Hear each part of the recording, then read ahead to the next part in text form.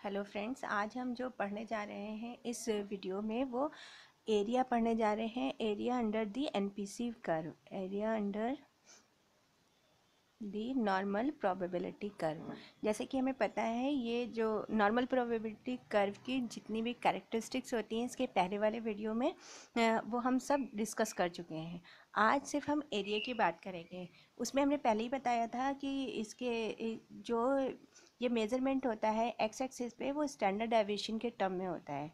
यानी अगर बीच में स्टैंडर्ड डेविएशन इसका ज़ीरो है यानी डेविएशन नहीं है बिल्कुल भी, और ये जो इसका मेज़रमेंट होता है वो वन स्टैंडर्ड डेविएशन होता है। यानी ये पॉजिटिव साइड है, ये निगेटिव साइड है। तो अगर यहाँ आएंगे तो +1 स्टैंडर्ड डेविएशन, इधर जाएंगे तो -1 स्टैंडर्ड डेविएशन, यहाँ आएंगे तो +2 स्टैंडर्ड डेविएशन, तो इधर -2 स्टैंडर्ड डेविएशन, ये +3 स्टैंडर्ड डेविएशन, ये -3 स्टैंडर्ड डेविएशन।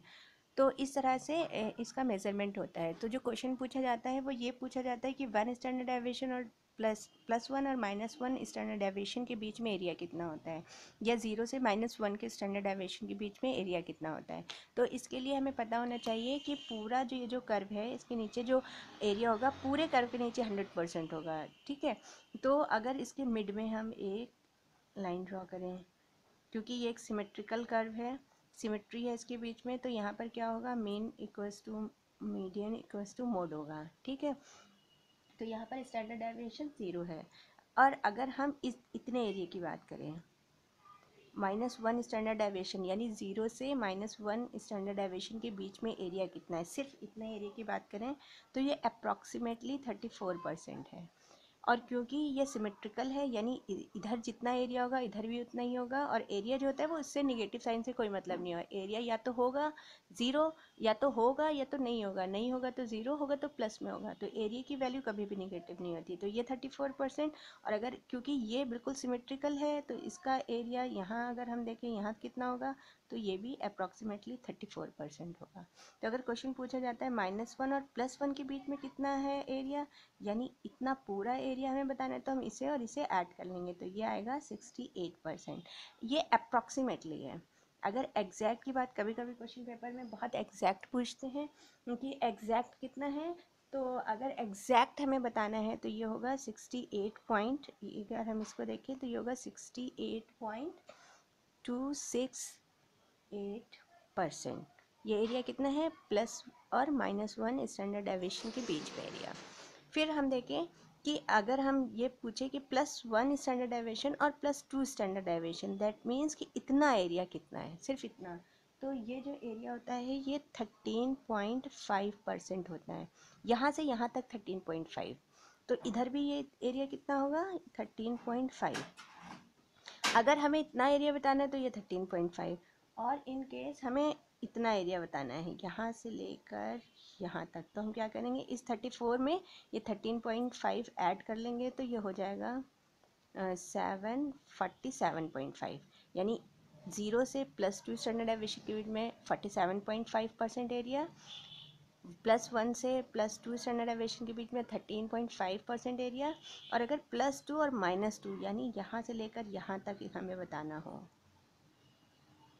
तो एरिया कितना होगा। तो इसके बीच में क्या करेंगे हम, 47.5 और 47.5, यानी हमारा एरिया जो होगा वो अप्रॉक्सीमेटली 95% होगा। ये सारी अप्रॉक्स वैल्यू हैं। अगर एग्जैक्ट बतानी हो, +2 और -2 प्लस -2 स्टैंडर्ड डेविएशन के बीच में एरिया एग्जैक्ट 95.45% होता है। तो उसके बाद अगर हम अब फिर ये देखें कि इतना एरिया, देखिए जैसे जैसे हम यहाँ से इधर जा रहे हैं हमारा एरिया कम होता जा रहा है, क्योंकि यहाँ पे सबसे ज़्यादा फ्रीक्वेंसी है, हायर फ्रीक्वेंसी, तो यहाँ पे सबसे ज़्यादा एरिया है। उसके बाद उससे कम, उसके बाद हम जैसे ही आगे बढ़ेंगे उससे भी कम।